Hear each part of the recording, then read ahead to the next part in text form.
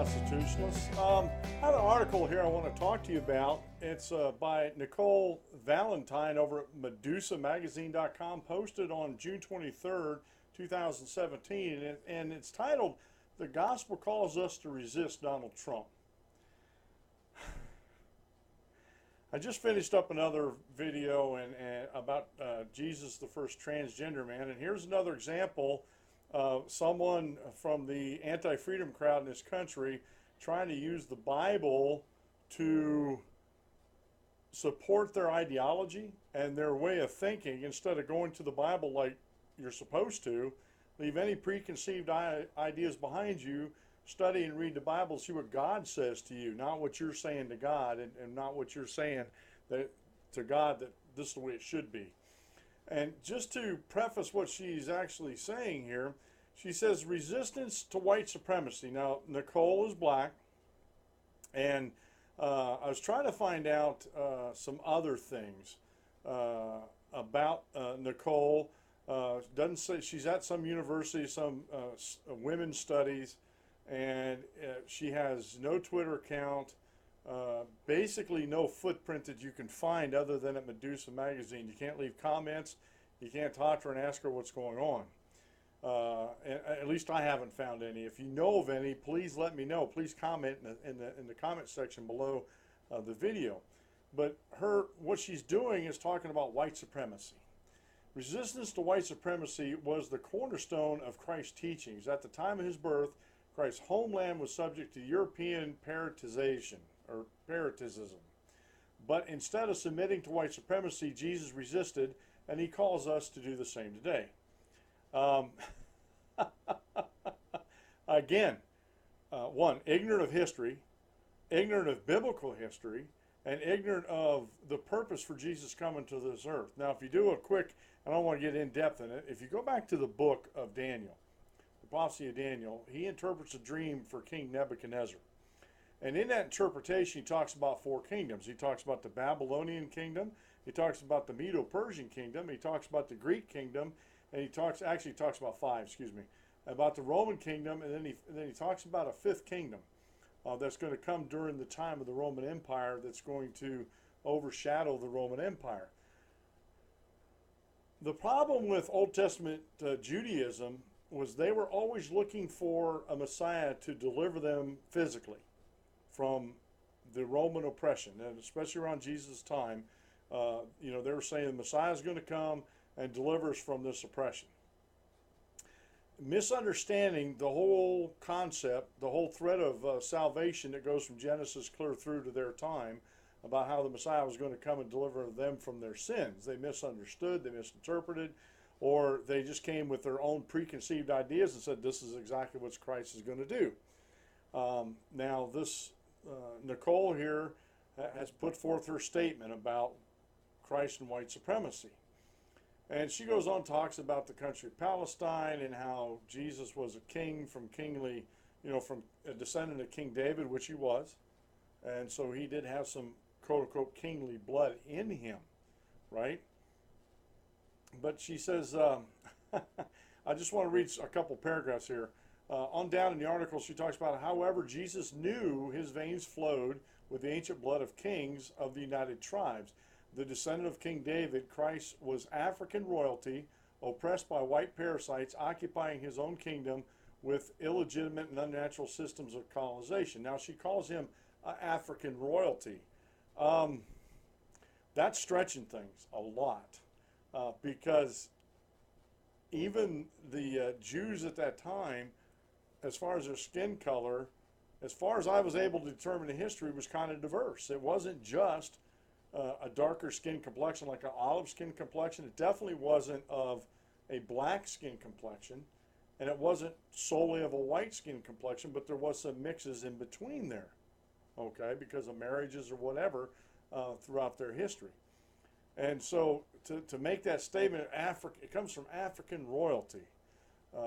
That's a stretch in itself, but you know what? We'll let that one slide just a little bit here, because that's not the focal point of what I want to stress here. In John 18:36, talks about Jesus' kingdom. Now Nicole's talking about an earthly kingdom here.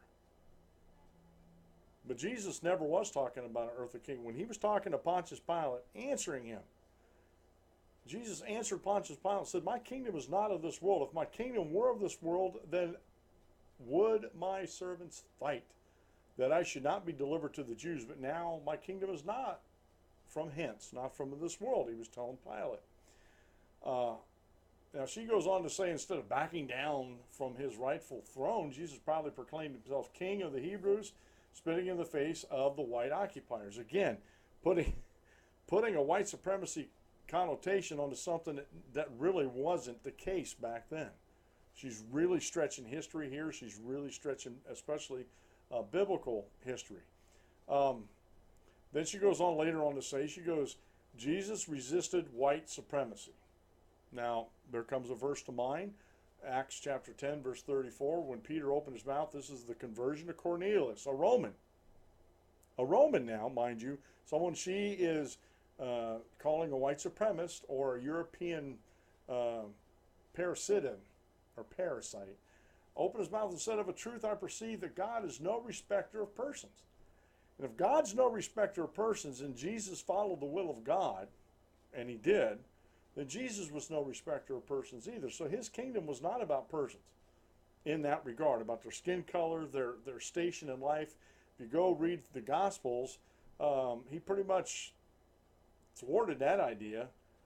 His was a spiritual kingdom, and he was after the souls of men and to try to convert them to God's will and his way. So she says, Jesus resisted white supremacy. Christians, following his example, must resist Donald Trump. Now, she's coming from the mistaken idea that Donald Trump is a white supremacist, although there's the only evidence that they have is that these white supremacist groups support him. But she never deals in this article with the fact that the white supremacist group called the KKK, one of the most famous and well-known white supremacist groups, is an offshoot of the Democrat Party. She doesn't know that, and I don't know if she's okay with abortions. I think she is. From this Medusa magazine, they're feminists, and I've read some articles about abortion on there. So I'm thinking she's okay with pro-choice and abortions and stuff like that. She didn't say anything in this article about the white woman, Margaret Sanger, who was part of the group called the Daughters of the KKK, and the founder of Planned Parenthood, and the white supremacy that she practiced, which I don't agree with. I don't agree with this white supremacy, this black supremacy, none of this, because God's not a respecter of persons, and if he's not, as a Christian, I can't be. Jesus wasn't. And so this whole thing about white supremacy is, to me, it's a tool used by the anti-freedom groups, whether you're on the left or the right. If you're for taking away somebody's freedoms, you're an anti-freedom group.